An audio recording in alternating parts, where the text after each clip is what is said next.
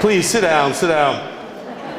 That's a joke. Anyway, hi. It's good to see all of you here tonight. It's quite a crowd. Yeah. Now I'm told there's a mic up here I'm supposed to put on. Is it on me? It's already on me. I can take this mic out. Okay, I'm going to leave it in for now. Anyway, thank you all for coming. I really appreciate it. You know, who knew I'd be here, or we'd be here, but here we are. Let me just say a few words preliminarily before we get started. First, I have a cold, and I apologize for that.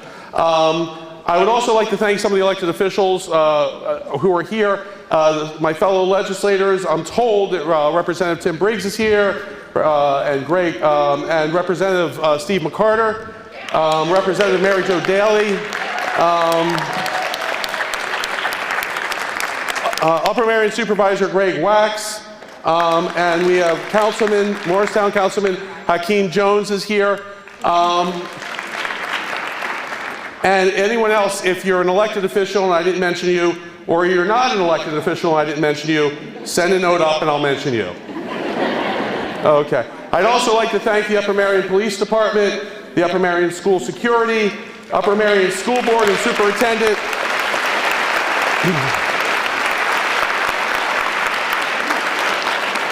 for standing up for free speech. That's a great thing, and it takes courage to do that, so I really appreciate that from them.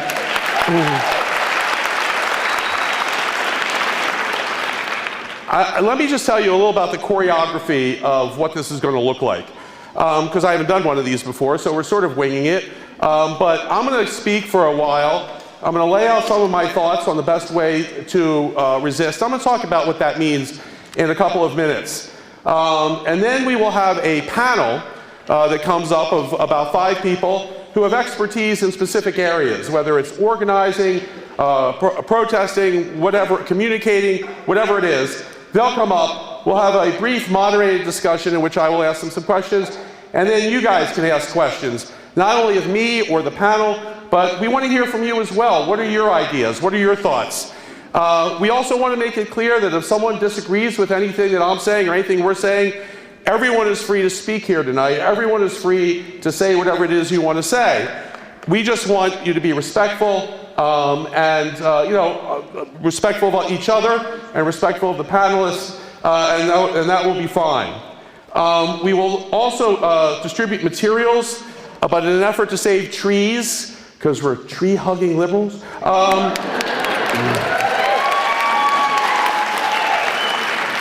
Oh, by the way, I forgot one thing. After the moderated discussion where you guys ask questions, we're going to have something I call speed dating.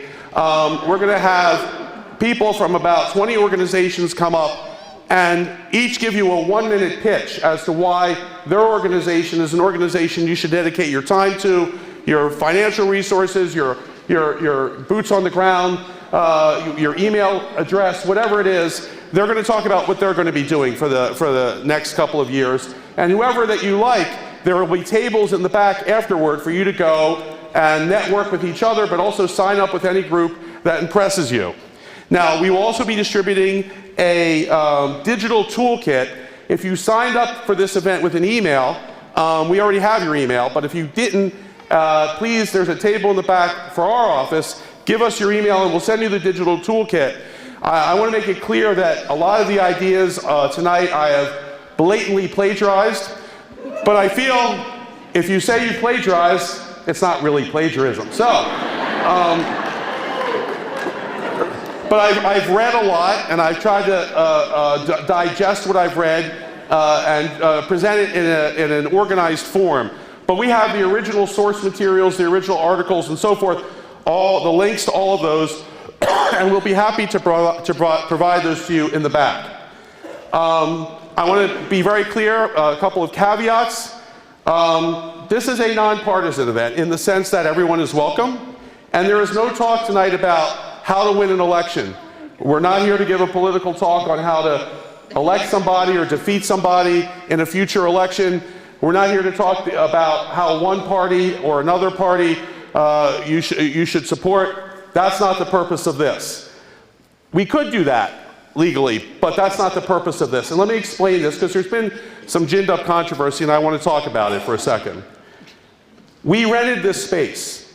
We paid money, I paid money, to rent this space. When we do that, we can do whatever we want in terms of using the space. Upper Merion has a prayer group, which obviously would be inappropriate in a public school setting. On the weekends, they rent the space, they come in, they meet, and that's fine. If there is a pro-Trump organization that wants to have a meeting, they come in, they rent the space, and we're not only renting the space, but we're paying for any help we receive as well. We're reimbursing the school. So this costs the taxpayers nothing, and it's very common. Many political speeches during presidential campaigns are held at public high schools. I saw in 1998 Bill Clinton speak at Upper Merion High School. He was speaking on behalf of Democratic congressional candidates. The campaign paid for the space, and they spoke. That is perfectly fine, and that's what we're doing tonight, and that is what free speech looks like. Tonight, discussion is fine, dissent is fine, anything but disruption and rudeness is fine. Now, why is there a resistance forum? Why are we doing this? Originally, after the election, a lot of people were coming up to me. They were coming up to me everywhere, at the gym, at the loofah, because I do that a lot, and this is actually true, public urinals, and that was always a tender moment. But they were coming up and they were saying, what can we do? There are issues we care deeply about that we feel are at risk, given the results of the election. What can we do? Because a lot of people have lives to live, and they're not political activists, but they feel the need to be active politically now. And so they want to know how to do it. And I thought, rather than continuing to answer these questions on a one-on-one basis, I would prefer to have a more relaxing urinary experience. And so I thought I would have a forum to give people an opportunity not to only hear my answers, but to hear answers from experts and to talk to each other and hear from each other. We are more divided, according to the polls, than any time since the Civil War. Yet in 2017, America will look like a one-party state. One party will control all three branches of the federal government and 2/3 of the state governments. We can get into the fact that the other party got more votes in every one of those elections almost, but we don't have to. The point is that that's the reality. So there are virtually none of the checks and balances historically that occur. And there's other things I will get to with regard to that. So the checks are going to have to come from you. Resistance means opposing policies with which you disagree. You resist them, and in fact, that's how it's supposed to work. We're not advocating anything anti-democratic, but in fact, this is the essence of democracy. Now, citizen activism can work. We've got a lot of examples. We've got the organized resistance to British colonial rule, including the Tea Party, which everyone's familiar with, the Underground Railroad and the abolitionist movement, labor organizing in the 30s, which led to the New Deal, the civil rights movement of the 60s, and the Tea Party movement of 2009. Even now, we have Fight for 15, which has been remarkably successful in certain areas of the country, the Dakota pipeline protest, which shut down that pipeline just a few weeks ago.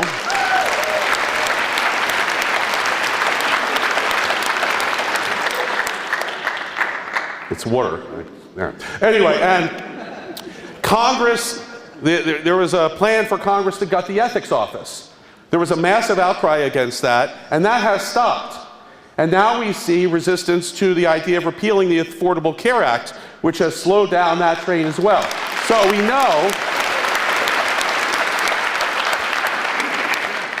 know that activism can work. And what is at stake? Man, you're good, whoever's doing that. Education, voting rights. Voting rights are at stake in a way they've never been before. Immigration, healthcare, the Supreme Court, income inequality, war and peace. Now, I don't have time to talk about the details of all of those tonight. Those of you who care about those issues individually or collectively know what's at stake with regards to those. I do want to talk about one issue, which I think is important, and which goes to the point of this forum, which is the loss of democracy. Democracy, in my view, is already teetering in America. Gerrymandering guarantees that your votes won't matter for almost any election. Voter suppression laws are being passed in state after state. You know, they repealed the part, they didn't repeal, the Supreme Court struck down the part of the Voting Rights Act that said certain states had to pre-clear before they passed changes to their voting laws. And the court said 5-4, oh no, that's a relic of the past. No one's interested in suppressing the votes anymore. And so within a month, they passed like 42 new laws suppressing votes as soon as they struck it down. Maybe that was a coincidence. Abuse of rules, things like the filibuster. Campaign finance laws, which guarantee that the more money you have, the louder your voice is. And you have to have a certain amount of money for your voice to really matter at all. But we are at risk of even further erosion of democracy. What are the warning signs? The ascent of anti-democratic politicians and activists into the mainstream. And we've seen the rise of the alt-right. A leader who threatens violence. That is historically a big red flag. Someone who, for example, would say, beat the crap out of someone who was protesting at one of their rallies. Undermining the free press, calling them scumbags or lying filth, or purveyors of fake news, or Lügenpresse, which some people are now saying in the original German, which is charming. Threatening to jail political opponents, challenging the legitimacy of the political process even before it happens. Now, this is not the first time this has happened in America. It happens a lot in America, whether it's Huey Long or Joe McCarthy, but they've never reached high office, those folks. And people aren't worried now, a lot of times, because they feel our institutions are strong enough to protect against any encroachment on democracy. But the real check on power, I did not draw that, the real check on power are the norms that govern us. And when I say norms, and the reason I have that is, norms, I try to think of a metaphor. Norms are the unspoken rules that govern society. There are spoken rules or statutes and so forth, but there's also unspoken rules that everyone sort of agrees to abide by. When you're playing basketball without a ref, you know, people call fouls, people call the ball, you know, a jump ball, and people rely on each other to do that honestly. I play tennis. When you're playing tennis without the Hawkeye line thing, which I've done 100% of the times I play tennis, you rely on people to say whether the ball was out or in, honestly.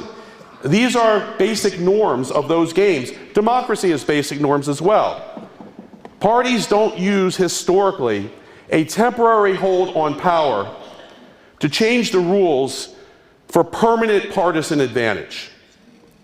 I mean, in 1936, I think that the Senate, the US Senate was 88-11 Democratic. And we could have passed anything we wanted to in terms of, you know, rules for elections that made it permanent that we're in power. We didn't do that. And Republicans historically in the past haven't done that either. But those have changed. Those norms have gone away in recent years. Now, when someone takes power, they change the rules, not only of the legislative body, they immediately gerrymander the districts. You guys, I don't know if you remember, some of you aren't old enough to remember, but in 2000, the Texas legislature was controlled by, the House was Democratic, the Senate was Republican. So they had to compromise on redistricting for Texas. And then 2 years later, the Republicans took over the Texas House. So they controlled everything then. And for the first time in history, they said, we're going to redistrict a second time, now that we control everything, to draw a whole bunch more Republican seats. Now, gerrymandering is a bipartisan problem. To be honest, Democrats do it when they're in charge. It's equally bad. But the point is that we now have a system, because the Republicans control Pennsylvania, where even though the Democrats get more votes for Congress, it's 13-5 Republican in our congressional delegation because they draw the lines to do that. And that means not only that there's no accountability, that means that there's no incentive politically for people to work together. If I'm in a 50-50 district, I need to get the help of some Republican voters, I need to get independents, I need to look reasonable.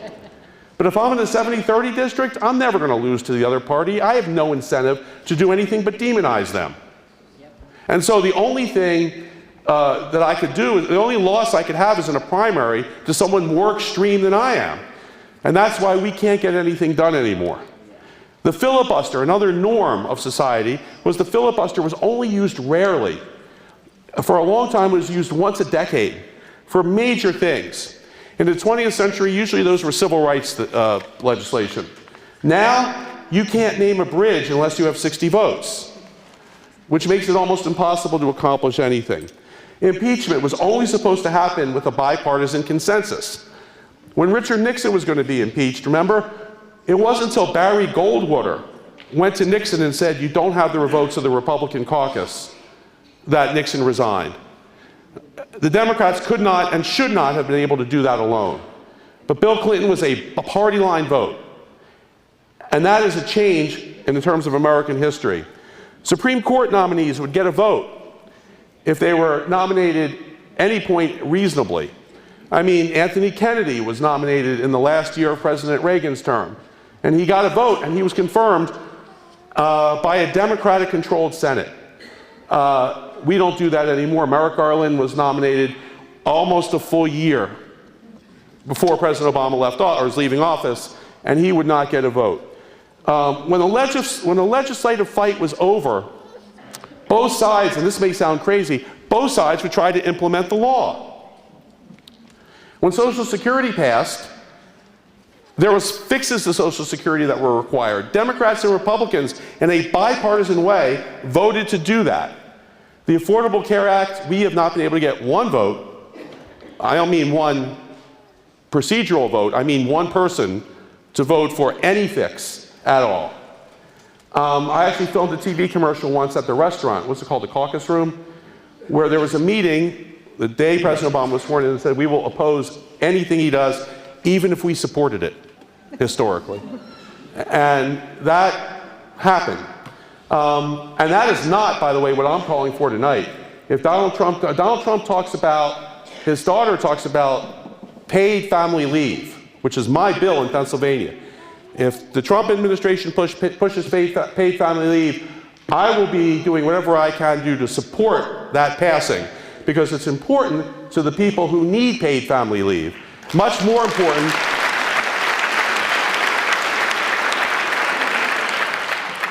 We'll see if that actually happens. All right. All those have been abandoned. All those norms have been abandoned. And we have one-party control, and we see, as I've discussed, moves to make that quasi-permanent. Obstructions to voting, campaign finance laws, more extreme gerrymandering, delegitimization of the media. Opponents are not to be disagreed with, but hated, taunted, and bullied. I mean, I have a little bit of personal experience with that. I mean, not just me, because, I mean, there's whole websites dedicated to what a creep I am. But when our daughter asked a question in a public forum, we had thousands of hate tweets the next day. People suggesting she commit suicide and worse. This was not always the case. And I know a lot of this is the internet, and a lot of this is, if you're ever feeling suicidal, but you're afraid you're going to change your mind in the middle, read the comments section on any article discussing President Obama or Michelle. We've crossed the line there as well. And we have books, like we have Ann Coulter, who writes bestseller books about how liberals are traitors, and all sorts of things like that. Now, the end of democracy is not inevitable, but there are warning signs, and there is no law of God that says we always have to have a democracy. There are many democracies in the past that did not survive. So how do we resist? In a peaceful, lawful way. How do we do what our founders thought we would do when we disagreed with public policies? Well, there's a difference between strategy and tactics. It says it right there. We need something beyond a issue-by-issue approach. We need a broad approach. We need achievements that transcend individual issues to create broader momentum. My broad strategy suggestion is twofold. First, I think the soft underbelly of the movement we're resisting is the disconnect between working class campaign rhetoric and pro-plutocracy policies, which may or may not happen. We shall see. If you go to small towns telling them your jobs are coming back, your wages are going up, your health care plan is going to be terrific, believe me, you're going to be rich, you're going to be, this is literally a quote, you're going to be so rich, you're going to be coming to me saying, Donald, I'm tired of being rich. When you go to poor towns and say that, and then you appoint people who are plutocrats and people who are billionaires and whose history is about cutting wages, eliminating overtime, eliminating benefits, taking people's health care away, I think that gap in people's lives is going to be something that is noticed and can be used if it comes to pass. And then the disturbing tendency towards authoritarianism if it comes to pass as well, including what I've talked about, but also rejection of accountability and policies such as mass deportations that will be really ugly to enforce. I mean, if you imagine people being dragged out of their homes away from their children and thrown in, I guess, into the desert, modeled on a program that Dwight Eisenhower had in the 50s. That we didn't have Twitter in the 50s. We didn't have everyone having a cell phone in the 50s. People will see that now. And I think that will have the same effect that the hoses on African American civil rights protesters had in the 60s in turning people away. You know, I still believe, and I still have to believe, that this country has a certain character, and that there are certain things that are antithetical to that character. And so we have to be part of that. Now, there will be distractions, and I think this is a really important point.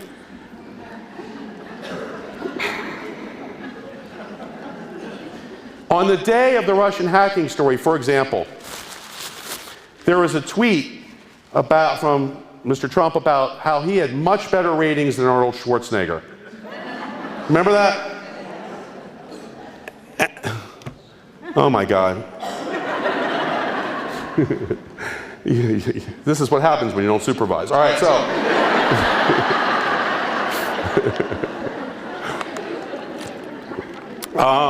But anyway,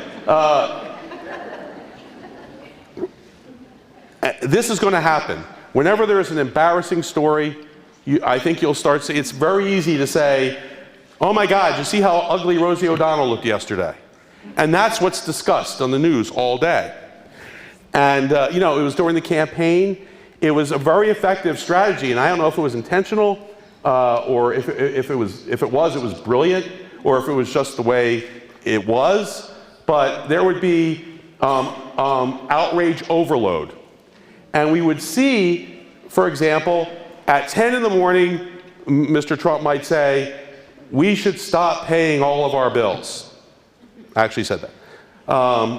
And people were like, Huffington Post, Trump, no more bills, oh my God. And then they convened the CNN panel, and oh my, what are we going to do? And then an hour and a half later, you know, it's like, Trump says we should bake Armenians into pies, or something. Anyway, and then quick, new headline on Huffington Post, and got to get the panel back. This is terrible. And then at 2 o'clock, there'd be something else, and nothing would ever stick. Whereas if you have a candidate that's message-driven and disciplined, and only makes a mistake once in a while, that mistake, you have to be fair, right? So if you're going to discuss the Armenians and pies, you also have to discuss emails, because we have to discuss something, and so that is the problem. And I think as president, you'll be better at it, because you have more attention, you'll have more followers, and what you say will have more import. So it'll be easy to distract. So it is very important to be disciplined about if there is an issue. For example, if there's a breach of the promise to give everyone insurance, you heard that yesterday, right? Everyone's going to get insurance, all right? If there's a breach of that promise, that has to be talked about incessantly. Even if there's a tweet about, you know, how I could beat up Vander Holyfield or something like that, you got to ignore that. You got to just keep focusing, and people have to be disciplined. I think that for some people, anti-minority and anti-immigrant bashing will be an effective way to draw people's attention away from what's happening. We can't be chasing every squirrel. Or am I even going to look? Is there a squirrel up there? All right, yeah, no, still there. We can't focus on his strange tweets, and this is very important. We can't focus on, to the extent that you think that he's offensive or a jerk, you can't focus on that. It just doesn't work. And so a good friend of mine, City Councilwoman in Philadelphia, Helen Gim, actually gave me a great way of framing this. She said there's a difference between things that offend people and things that affect people. Okay? And things that offend you may, at this point, you're probably as offended as you're going to be. I mean, no, seriously.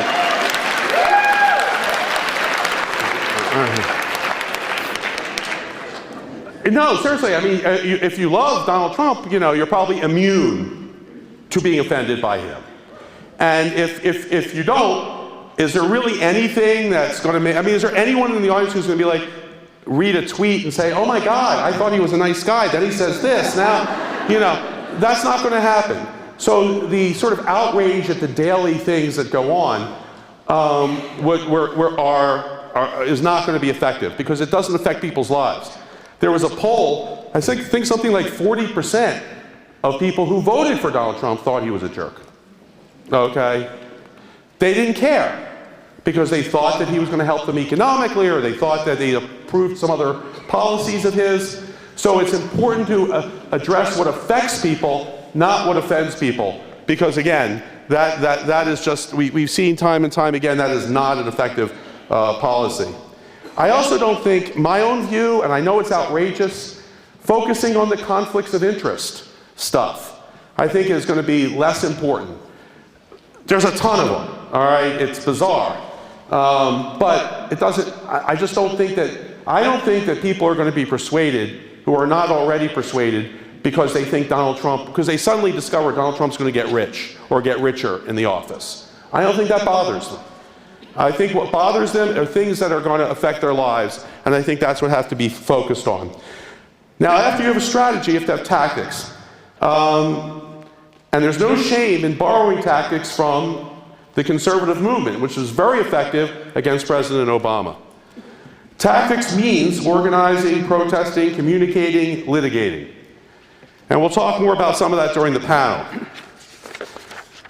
Now here's some tips, because I couldn't organize this in a linear way. So I'm just going to give you some tips on this that I think might be helpful.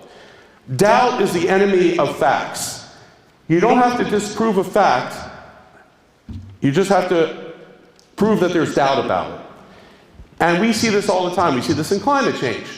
We see this in every area of science. We'll see Fox News will have a show. We have a doctor here today who says that if you fall off a tall building and hit concrete, it's bad for you. And we have a doctor who says it's not, from the Tall Building Association. All right? And they'll have a debate. And the debate will go something like, no, because if you fall off a building, you splatter and you're dead. I mean, you can see it. It's obvious. And the other guy will say, no, that guy probably had a pre-existing condition. And it had nothing to do with falling off the building. And then the host will say, well, see, the scientists can't figure this out. So obviously, we can't make policy on this. We've just got to, we'll let them sort it out for the next 20 years, and then we'll figure out what to do. That is a classic technique, and that is something that we have to be very careful to recognize and to address. Also, fake news, this whole concept of fake news. There are organizations we know that planted fake news. Now they're being called out. Great. But the other side of it is, we're being told that all news is fake news now. I get on debates on Facebook, and I know my staff and my family and everyone who cares about me tells me not to do that. It's going to take years off my life. I can't help myself. I had traumatic childhood, whatever it is. Anyway, the point is that people will say to me, yeah, like fake news, like CNN, NBC, ABC, Reuters, BBC, because BBC is known for their wacky fake news stories. And so we have to, defend journalism. Interestingly, the head of Columbia Journalism Review, I think it was, yesterday sent a letter to Donald Trump, I don't know if you saw that, saying this is what we're going to be doing to stand up for journalists. And I think it's about time, because I think journalists have been, frankly,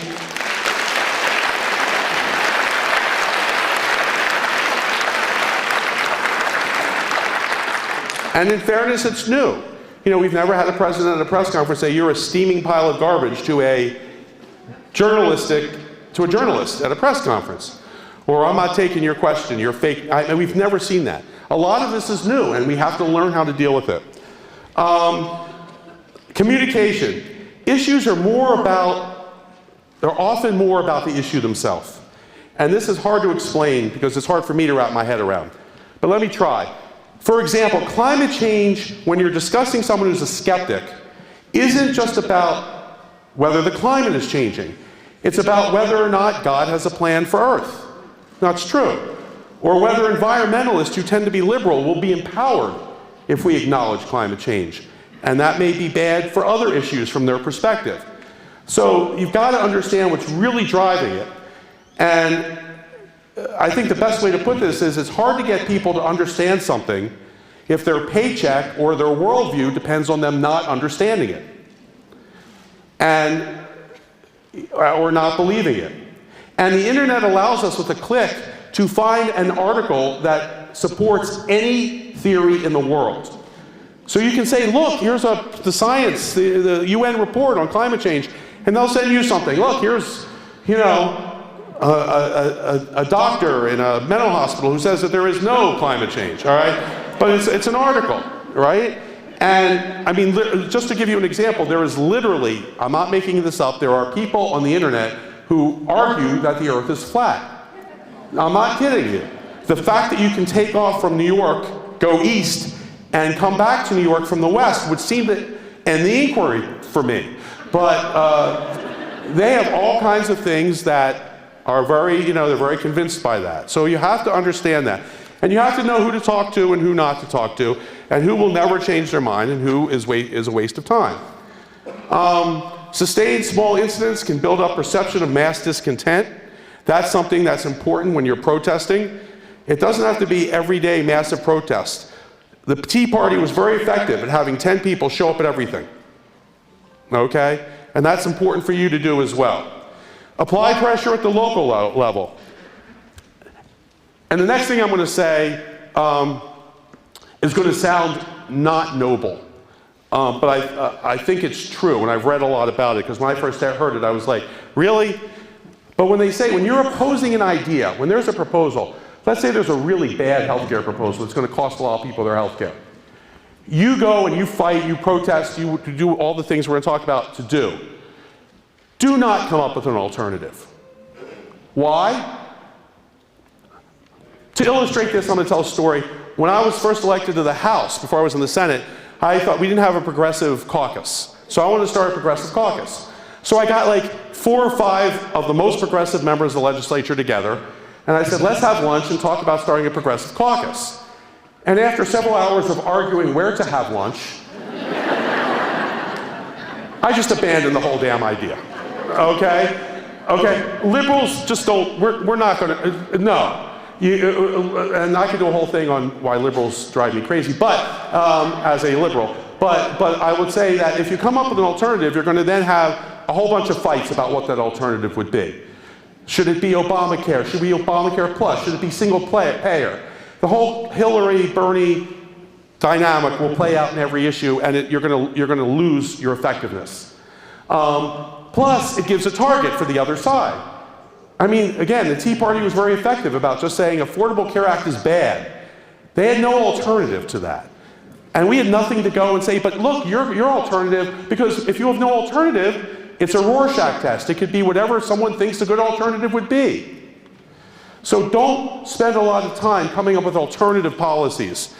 Instead, just worry about pointing out the problems with the policy you're trying to fix.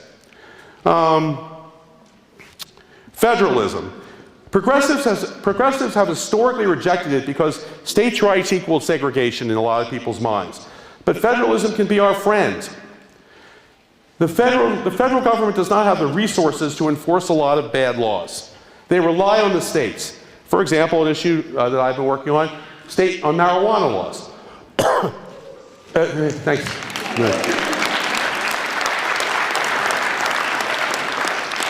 I always know when I'm getting an email on the marijuana issue because it always starts with, dude.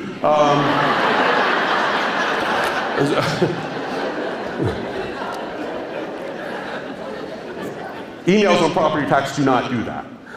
So anyway, on marijuana laws, the federal government can say marijuana is Schedule I narcotic, it's illegal, but they don't have the resources to bust everyone who's walking around with a joint. You have to have state marijuana laws and state prosecutions to enforce that effectively. And if we don't pass state laws to do that, whatever they say, de facto, you're not going to have prohibition anymore. Similarly, immigration laws. They just don't have the resources to do that, which is why there's all these movements to have local police departments become immigration agents in addition to their current job.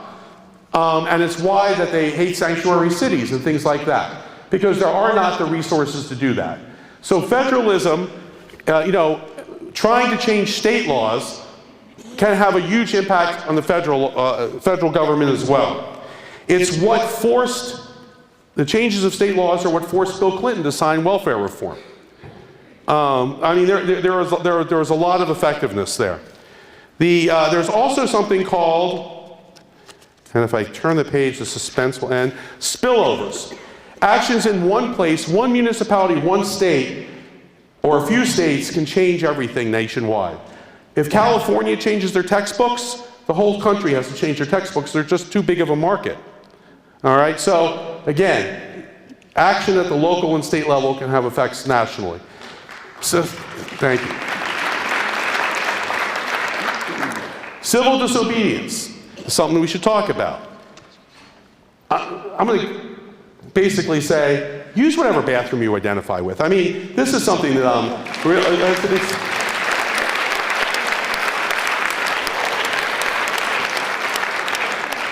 how are they going to enforce these laws? If I walk into a men's room tonight, who's going to say to me, are you sure you weren't born a woman?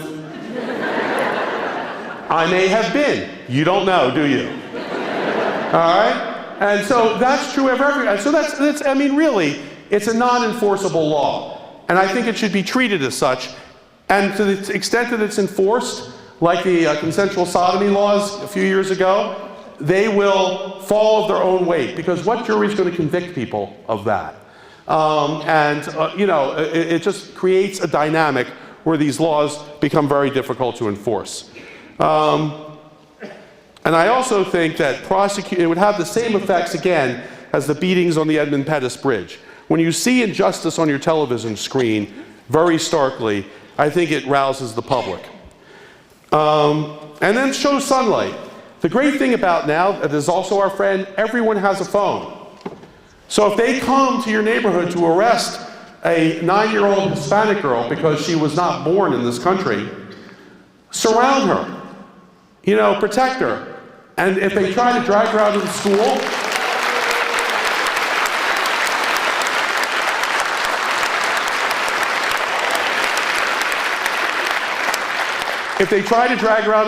make sure you get it on your cell phone. And make sure that goes viral, because that will make a difference. The fact that everything authority does is going to be on film is a major positive change to our advantage. Now, a couple more things, then we'll get to our panel discussion. Talking to legislators. Let me give you, there's a hierarchy of effectiveness. Starting with the least effective. Now, the least effective doesn't mean not worth doing at all. It's all you can do. It's something. But starting with the least effective and getting to the most effective. Tweet or Facebook comment. Least effective. Signing online petitions. Ginned up identical email blasts. Personal emails. More effective. Phone calls. You're always ahead of me. Personal handwritten letters. Personal visits from constituents. If you're not their constituent, they don't care about you. That's sad, but it's true. Personal confrontations from constituents in public places. Very effective. Personal confrontations from constituents in public places that get press coverage. Even more effective. And that's another thing the Tea Party did extremely effectively. Now, this can all be effective in stalling a bad agenda, sapping members' will to support reactionary policies, reaffirming the illegitimacy of that agenda, and making it clear that you're driving a controversial, divisive agenda. You don't need a majority of people. The Columbia University study shows that political movements can be effective when 3.5% of the population are organized for action. So we can do that, right? 3.5% of us, we can do that.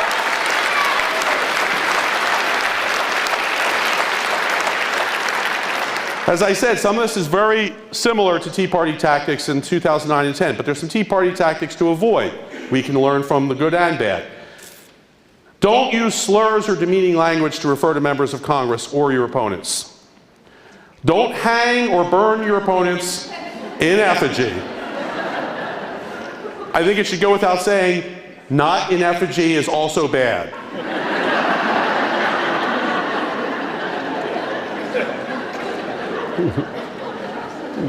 Don't spit or curse or put a congressman's name on a tombstone or a bullseye.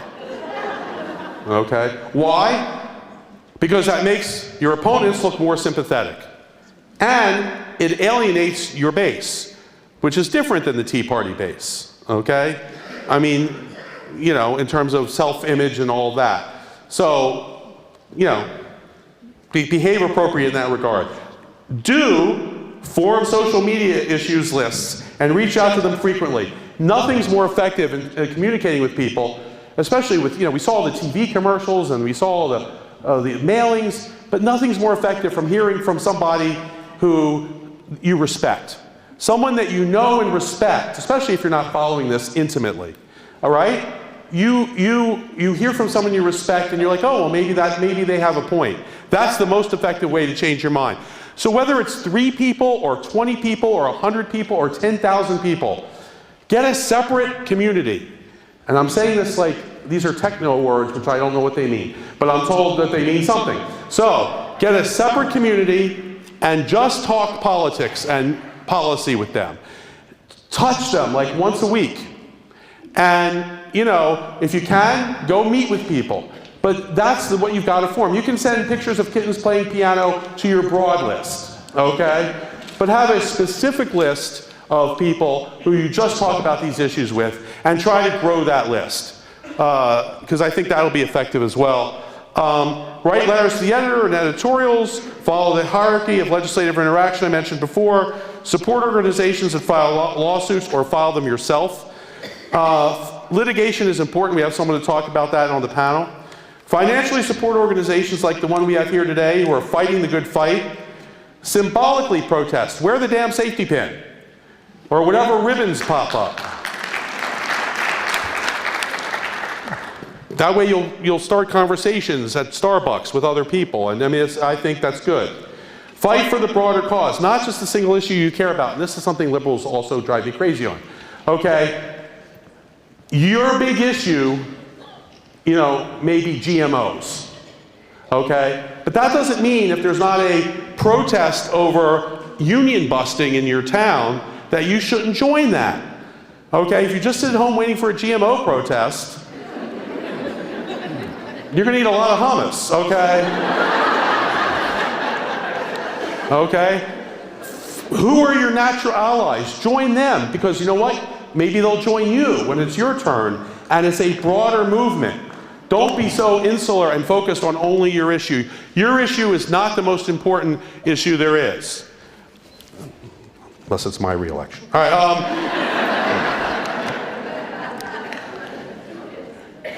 And we should harness progressive energy into national and local organization. There's also a guide put together by members of Congress called Indivisible, which gives specific things, which, yep. Yeah, I wrote that. But we have the link for that in your video pack, in your video goodie bag. We couldn't print it out because that would have killed the whole forest. It's like 25 pages for all of you. But we have a link for it, and that'll give you some more tips on this. Don't agonize, organize. And so that is a little bit of an overview of where we need to go, I think, in the next few months and couple of years. So now, I'm going to call up our panel. Thank you.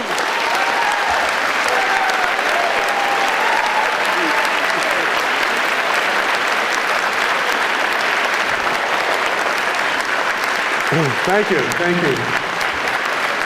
Thank you. Thank you so much.